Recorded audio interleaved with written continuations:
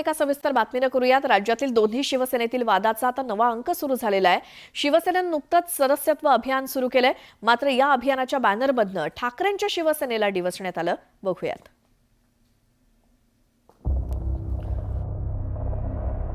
मैत्री धाग्याशी नव्हे तर मैत्री वाघाशी, अशी टॅगलाईन देऊन शिवसेनेने हल्ला चढवलाय। मैत्री धाग्याशी नाही या वाक्याखालील शिवबंधन मानणाऱ्याचे आणि बांधून घेणाऱ्याचे हात दिसत आहेत, चेहरा दिसत नाहीये। पण शिवबंधन मानणारा हात उद्धव ठाकरेंचा असल्याचा अंदाज निळ्या रंगाच्या शर्टवरून लावता येतो, कारण उद्धव ठाकरे अनेकदा निळ्या रंगाच्या शर्टमध्ये पाहायला मिळतात आणि ठाकरेंच्या शिवसेनेतच येणाऱ्यांचं स्वागत शिवबंधन बांधून केलं जातं। तर शेजारच्या फोटोमध्ये मैत्री वाघाशी असं छापलं असून तिकडे एकनाथ शिंदेचा फोटो पाहायला मिळतो। परिणामी धाग्याशी आणि वाघाशी हे यमक जुळवून राजकीय वादाची जुळवाजुळव करण्यात आली। सत्य आहे ना, शिवसैनिकांना प्रवेश द्यायचा, हातात शिवबंधन बांधायचं, नंतर त्यांचे फोन घ्यायचे नाही, त्यांना भेटायचं नाही, त्यांच्याशी बोलायचं नाही, हे कोणतं बंधन आहे? म्हणून त्या बंधनापेक्षा वाघाशी मैत्री करा, तर त्या मैत्रीला अर्थही प्राप्त होतो आणि त्याचा सन्मानही वाढतो। शिवसेनेच्या टॅगलाईनवरती उद्धव ठाकरेंच्या शिवसेनेकडून जोरदार पलटवार करण्यात आला। तसंच 11 वर्षांपूर्वीच्या सभेची आठवणही करून देण्यात आली। 23 जानेवारी 2014 रोजी मुंबईतील सायनच्या सोमय्या मैदानावरती झालेल्या प्रतिज्ञादिन सभेत आता टीका करणाऱ्यांनी त्या सभेत शिवबंधन बांधलं होतं असा दावा ठाकरेंच्या शिवसेनेकडून करण्यात आला आहे। हे बांधायला दम लागतो, मनगटाची ताकद लागते। गद्दारीचे मनगट हे बांधू शकत नाही। कोण ते? कोणते वाघ? यांचे नख काढलेले, यांचे दात काढलेले, कसले वाघ आहे? कसले वाघ आहे? काही झालं का गावाकडे पळून जातात? कसले वाघ आहे? कसले वाघ? आता संजय शिरसाट बोलले ना, आमचं खातं बंद करायचं तर करा। हे वाघ आहे का? 20 जून 2022 रोजी शिवसेनेत फूट पडली होती। त्या फुटीनंतर एका शिवसेनेच्या 2 शिवसेना झाल्या आणि नव्या संघर्षाला सुरुवात झाली। या संघर्षात आता धागा आणि वाघाचा समावेश झालाय। परिणामी या संघर्ष लवकर शमण्याची चिन्ह दिसत नाहीयेत। Bureau report, news 18 Lokmat.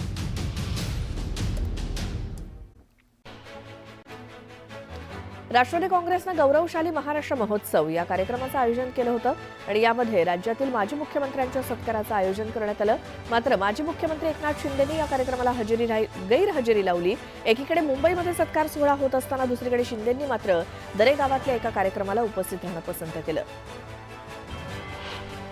Rashtrawadi काँग्रेसच्या गौरवशाली महाराष्ट्र या कार्यक्रमात मुख्यमंत्री देवेंद्र फडणवीसांनी मिश्किल टोलेबाजी केली। माझ्या नावे सर्वात कमी वेळाचा मुख्यमंत्री असा रेकॉर्ड आहे, तसंच अजितदादांच्या नावे सर्वात कमी वेळाचा उपमुख्यमंत्री असा रेकॉर्ड आहे, असं फडणवीस म्हणाले। गौरवशाली महाराष्ट्र महोत्सव या राष्ट्रवादीच्या कार्यक्रमाला एकनाथ शिंदे अनुपस्थित राहिल्याची खंत उपमुख्यमंत्री अजित पवारांनी व्यक्त केली। एकनाथ शिंदेंना मी सांगणार आहे, येता येत नसेल तर किमान प्रतिनिधी पाठवू नका, हा 13 कोटी जनतेच्या मुख्यमंत्र्यांचा सन्मान आहे, असं अजित पवार म्हणाले। राष्ट्रवादीच्या कार्यक्रमाकडे महाविकास आघाडीच्या नेत्यांनी पाठ फिरवली। या कार्यक्रमात उद्धव ठाकरे सुद्धा उपस्थित नव्हते। यावरनं नारायण राणेंनी ठाकरेंना टोला लगावला।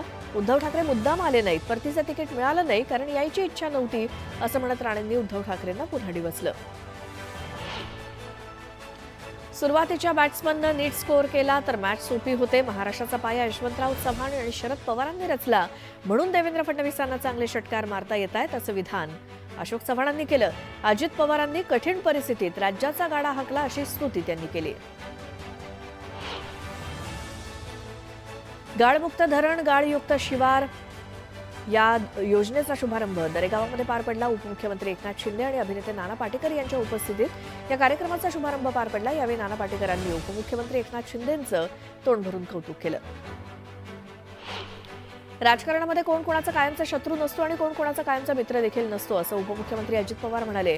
आम्ही बेरजेचं राजकारण करतोय, प्रत्येक जण पक्षवाढीसाठी प्रयत्न करत असतो। गुलाबराव देवकरांच्या पक्षप्रवेशानंतर अजित पवारांनी आपल्या भावना व्यक्त केल्या। शिवसेना नेते दीपक केसरकरांनी राजकारणातून निवृत्तीचे संकेत दिले। राजकारण हे निवडणुकांपुरतं असतं, पदाला चिकटून राहणाऱ्यांपैकी मी नाही, यापुढे निवडणूक लढवण्याची माझी इच्छा नाही, असं विधान केसरकरांनी केलं। त्यामुळे केसरकरांच्या निवृत्तीची चर्चा रंगली आहे। ज्यांना महाराष्ट्राचा मुख्यमंत्री होण्याची इच्छा आहे त्यांना शुभेच्छा द्यायला आम्ही कमी पडत नाही. आमचं राजकारण हे खुल्या मनाचं राजकारण असतं, अशा शब्दात अजित पवारांच्या मुख्यमंत्रीपदावरील वक्तव्यावरनं जयंत पाटलांनी टोला लगावला.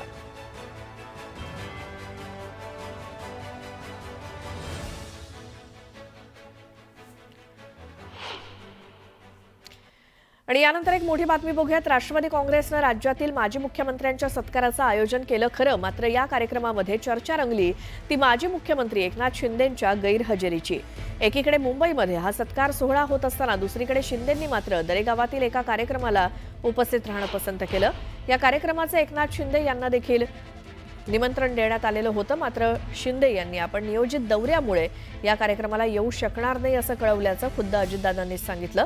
मात्र तरी देखील शिंदेंनी पाठ फिरवल्यामुळे चर्चा रंगली ती शिंदेंच्या गैरहजेरीची.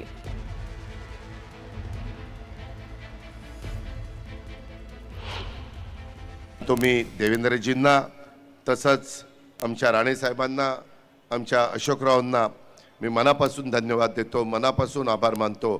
परंतु एकनाथरावजींना मी भेटल्यावर सांगणार आहे, एकनाथरावजी आता तुम्हाला येता येत नसेल तर प्रतिनिधी पाठवू नका, नाही आलं तरी चालेल पण तू प्रतिनिधी पाठवू नका. मी प्रतापवर नाराजी व्यक्त नाही करत, कारण प्रताप तसा माझा राष्ट्रवादीचाच आहे, आम्ही एकत्र काम करत होतो. इतर पण म्हणले असतील चला आम्ही येत नाही, आमचा प्रतिनिधी पाठवतो. शेवटी त्या वेळेस राहिलेल्या राज्याच्या मुख्यमंत्र्यांचा म्हणजे महाराष्ट्रातल्या 13 कोटी जनतेचा तो सत्कार आहे आणि त्याच्यामुळे तो असणाऱ्यांनी स्वीकारला तर त्याला एक वेगळं आगळं महत्व आहे. यानंतर पुन्हा पाहूया सकाळच्या 100 बातम्या.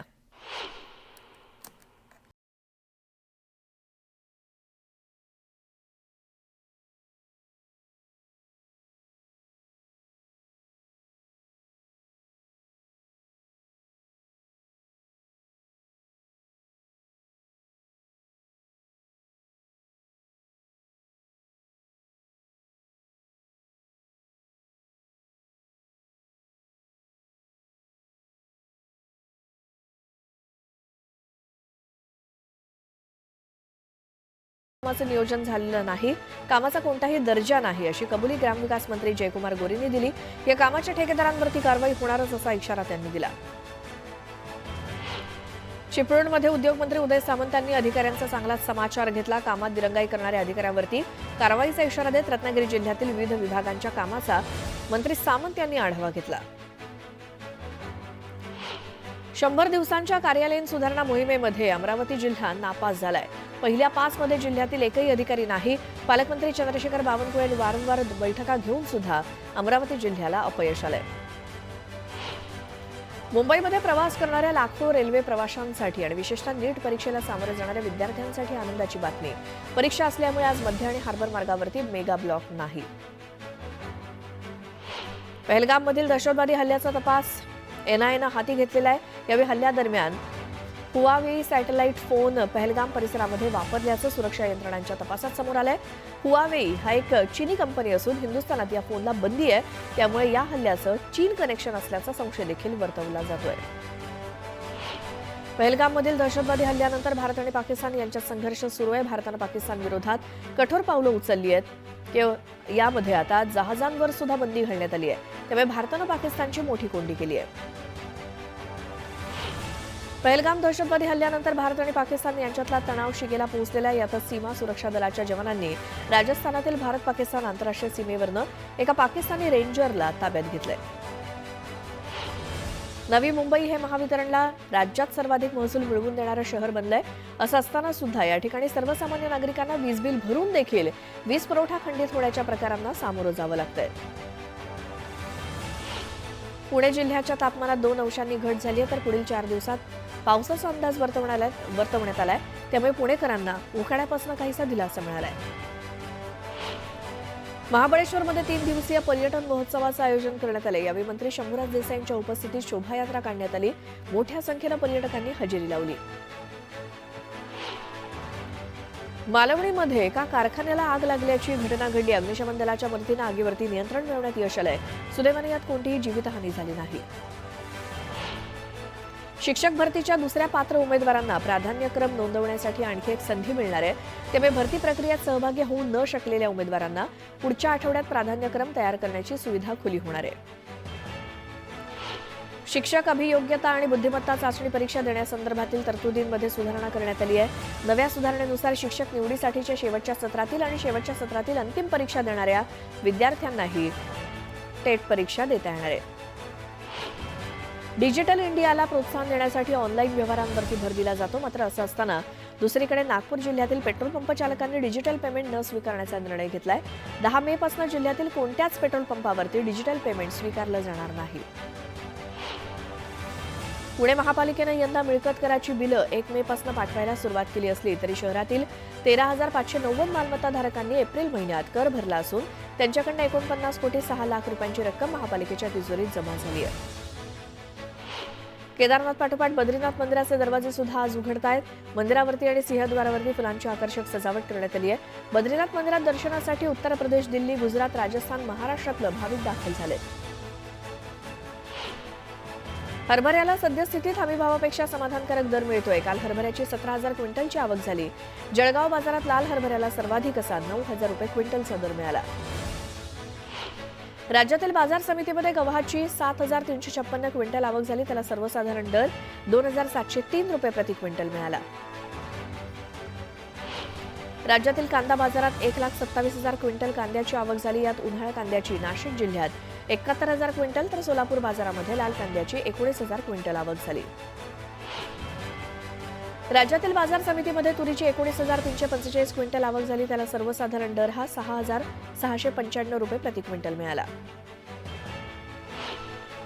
अहिल्यानगर जिल्ह्याच्या काही भागात 3 ते 6 मे दरम्यान विजांच्या कडकडाटासह वादळी वारा आणि हलक्या ते मध्यम स्वरूपाचा पाऊस होण्याची शक्यता हवामान खात्यानं वर्तवली आहे. विजा चमकत असताना किंवा वादळी वारे वाहत असताना झाडाखाली उभे न राहण्याचं आवाहन करण्यात आलंय. हवामान विभागानं वर्तवलेल्या अवकाळी पावसाचा अंदाज नागपूरकरांसाठी 6 दिवसांसाठी खरा ठरल्याचं बघायला मिळालं. शहरातील काही भागात गारपीट तर काही भागात वादळासह जोरदार पावसानं हजेरी लावली.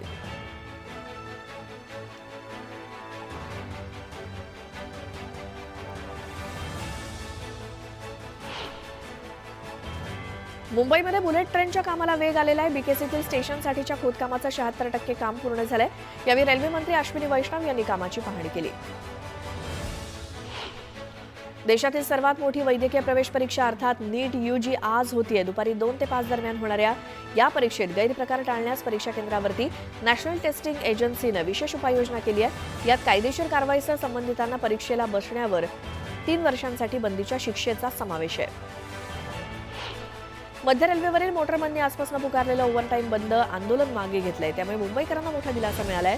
रेल्वे प्रशासन आणि संघटनांमध्ये झालेल्या बैठकीनंतर मोटरमनच्या मागण्या मान्य करत तोडगा काढण्यात आला. यामध्ये मोटरमनच्या केबिनमध्ये बसवण्यात येणाऱ्या सीसीटीव्हीचा वापर शिस्तभंग आणि दोषारोपाच्या पुराव्यासाठी केला जाणार नसल्याची ग्वाही प्रशासनानं दिली. कांजूरमार्ग इथलं डम्पिंग ग्राउंड बंद करण्याचा आदेश उच्च न्यायालयानं दिल्यामुळे मुंबई महापालिकेचे धाबे दणाणलेत.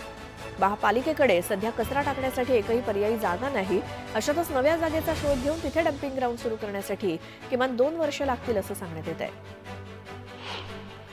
मुंबईमध्ये जागतिक दर्जाच्या स्टुडिओची इकोसिस्टीम तयार करण्यात येणार आहे. यासाठी मुख्यमंत्री देवेंद्र फडणवीस यांच्या उपस्थितीत प्राईम फोकस सोबत 3,000 कोटी रुपयांचा सामंजस्य करार करण्यात आला. गडकिल्ले अतिक्रमण मुक्त करण्याच्या मोहिमेअंतर्गत किल्ले रायगडावरील 24 घरं आणि 56 दुकान मालकांना अतिक्रमण हटवण्याच्या नोटिसा बजावलेल्या आहेत. 30 मे पर्यंत रहिवाशांनी ही घरं रिकामी करण्याचे आदेश वन विभागानं दिलेत.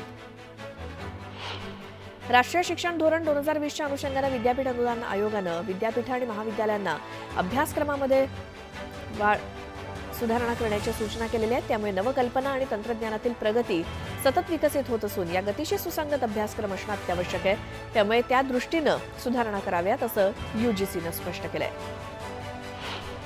वाडा तालुक्यातील अनेक गावपाड्यात पाणी टंचाईचा प्रश्न दरवर्षीच निर्माण होतो. काही गावामध्ये टाक्या उभारलेल्या आहेत, नळ जोडण्या सुद्धा दिल्या आहेत. मात्र नळांना पाणी येत नसल्यामुळे नागरिकांना टँकरची वाट बघावी लागते. अनेकांना सध्या तालुक्यातील 14 गावपाड्यामध्ये तीव्र पाणी टंचाई असल्यामुळे टँकरनं पाणी पुरवठा केला जातोय. एक महत्त्वाची बातमी बघूयात. राष्ट्रवादी काँग्रेसच्या गौरवशाली महाराष्ट्र या कार्यक्रमामध्ये मुख्यमंत्री देवेंद्र फडणवीसांनी मिश्किल टोलेबाजी केली. माझ्या नावे सर्वात कमी वेळाचा मुख्यमंत्री असा रेकॉर्ड आहे. तसंच अजितदादांच्या नावे सर्वात कमी वेळाचा उपमुख्यमंत्री असा रेकॉर्ड आहे असं फडणवीस म्हणाले. त्यावेळी माझ्या लक्षात आलं की लोकांना वाटतं मी 2 वेळा मुख्यमंत्री झालो, पण मी 3 वेळा झालो. एकदा 72 तासाचा मुख्यमंत्री मी होतो आणि अजितदादांच्या नावाने तर रेकॉर्ड काय आहे, सगळ्यात जास्त वेळा उपमुख्यमंत्री होण्याचा आणि सगळ्यात कमी वेळाचा उपमुख्यमंत्री होण्याचा देखील. आणि माझ्याही नावे सगळ्यात कमी वेळाचा मुख्यमंत्री होण्याचा देखील रेकॉर्ड आहे. कारण आम्ही दोघंही 72 तास त्यावेळी राज्य चालवलं. पण मला असं वाटतं की आज हे जे राज्य आपल्याला दिसतं आहे आणि ज्या प्रकारची युती आपल्याला दिसते आहे त्याची मुहूर्तमेढ ही त्या 72 तासामध्येच आम्ही रोवली होती. हे मात्र या निमित्ताने आपल्याला सगळ्यांना लक्षात ठेवावं लागेल. पुन्हा पाहूया सकाळच्या 100 बातम्या. स्वारगेट प्रकरणातील पीडितेची मागणी असताना सुद्धा सरकारी वकील म्हणून माझ्या नेमणुकीला मुख्यमंत्र्यांनी विरोध केला असा गौप्यस्फोट ॲडव्होकेट असीम सरोदेंनी केलाय. सरकारी वकील नेमण्यामध्ये सरकारकडून राजकारण केलं जात असल्याचा आरोप सरोदेंनी केला. बेंगळुरू ग्रामीण हद्दीतल्या अलवाहल्ली पोलीस ठाण्यामध्ये गायक सोनू निगम विरोधात एफआयआर दाखल झाली आहे. 27 एप्रिल रोजी एका कॉन्सर्ट दरम्यान एका मुलानं कन्नड गाण्याची मागणी केली होती. यावेळी सोनू निगमनं प्रतिक्रिया देत संबंधित मुलाची तुलना पहलगाम दहशतवादी हल्ल्याच्या मानसिकतेशी केली. त्यामुळे आक्रमक झालेल्या कन्नड रक्षण वेदिकेच्या तक्रारीवरनं कलम 352 अंतर्गत गुन्हा दाखल करण्यात आलाय. शिर्डीच्या साई मंदिरातील हजारो सुरक्षा कर्मचारी आणि पोलीस पथक भक्तांची काळजी घेण्यास सक्षम आहेत. त्यामुळे देशभरातील साई भक्तांनी कोणतीही भीती न बाळगता साई दर्शनाला यावं असं आवाहन साई मंदिराचे कार्यकारी अधिकारी गोरक्ष गाडीलकर यांनी केलंय.